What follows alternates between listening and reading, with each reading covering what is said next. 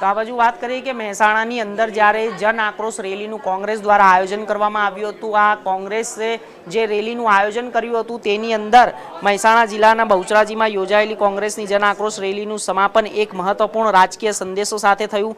કાર્યક્રમમાં આમંત્રિત રાજસ્થાનના પૂર્વ ઉપમુખ્યમંત્રી અને યુવા કોંગ્રેસ નેતા સચિન પાયલોટ કોઈ કારણોસર સભા સ્થળે હાજર રહી શક્યા ન હતા, પરંતુ તેમણે વિડીયો દ્વારા સંદેશ દ્વારા કોંગ્રેસ કાર્યકરોને જનસમૂહને સંબોધ્યો અને વિડીયો સંબોધતા જ સચિન પાયલોટે કેન્દ્ર અને રાજ્ય સરકાર પર તીવ્ર શબ્દોમાં નિશાન સાધ્યું। તેમણે કહ્યું કે ખેડૂતો અને યુવાનો માટે સરકારે વર્ષો સુધી શું કર્યું છે? સરકાર તો માત્ર પોતાના ફાયદા માટે જ આવી છે। સરકારની નીતિઓ માત્ર પસંદગીના લોકોના લાભ માટે જ બનાવાય છે, જેનાથી સામાન્ય લોકો સતત વંચિત રહે છે। આક્ષેપો કર્યા કે સરકારમાં એવા નિર્ણયો લેવાઈ રહ્યા છે જેનો લાભ માત્ર થોડા વિશેષ વર્ગોને મળી રહ્યો છે। આ સાથે મહેસાણામાં કોંગ્રેસની જન આક્રોશ રેલીનું સમાપન થયું હતું।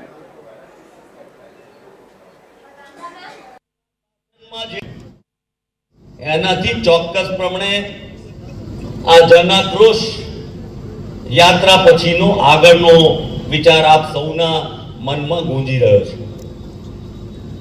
મહત્વની વાત એ છે કે જન આક્રોશમાં આપણે જે મુદ્દાઓ લઈને ચાલ્યા, ખેડૂતો માટેના, યુવાનો માટેના, મહિલાઓ માટેના, ભ્રષ્ટાચાર માટેના, લોકોના દુઃખ દર્દ માટેના, આરોગ્યના, શિક્ષણના મુદ્દાઓ અને સાથે સાથે ડ્રગ્સ અને નશાની જે વાતને લઈને નીકળ્યા। આક્રોશ તો છે, પણ એમને બદલવા માટે આપણે શું કામ કરી શકીએ? તો થોડા ઇતિહાસના લેખા જોખા કરવા પડે। આપણે આ મળ્યા, યાત્રા નીકળી, અહીંયા ભેગા થયા છીએ, પણ સમયને યાદ કરીએ કે જ્યારે આ લોકો સામે લડવાનું છે કે જે લોકો અંગ્રેજો કરતા ભૂંડા છે।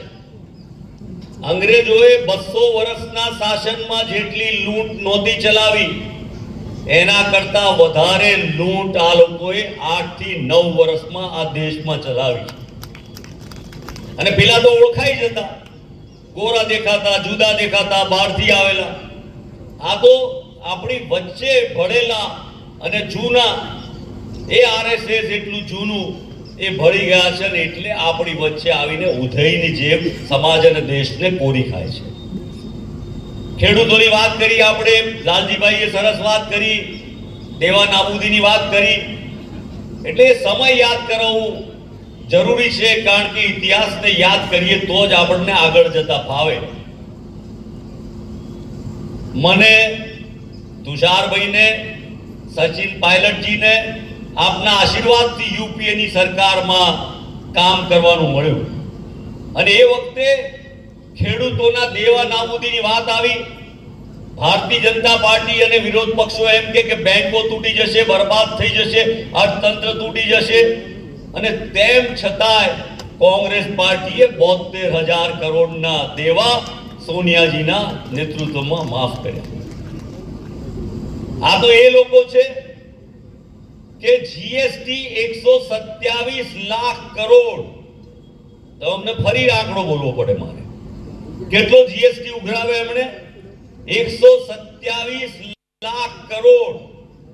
અને ગુજરાતના ખેડૂતોના દેવા કેટલા માફ કરવાના છે? તો કે 1,40,000 કરોડ। તો આવ્યા કેટલા? તો કે 10,000 કરોડ। અને પેલા ઉદ્યોગપતિઓના માફ કેટલા કર્યા? તો કે 25 લાખ કરોડ। આ વાત આપણે સૌએ સમજવાની અને યાદ કરીએ દિવસો ત્યારે આ દેશમાં 3 કાળા કાયદા ખેડૂતો માટે લઈને આવેલા, અને એ લડાઈ કેવી ચાલી? એ જબરજસ્ત લડાઈ ચાલી, જેમાં ખેડૂતોએ સહન કર્યું, કેટલાય ખેડૂતો માર્યા ગયા, પેશાબ પીધો, ગરોળીઓ ખાધી, અને એમની વારે આપણા સૌના લાડીલા નેતા રાહુલ ગાંધી આવ્યા અને એ 3 કાળા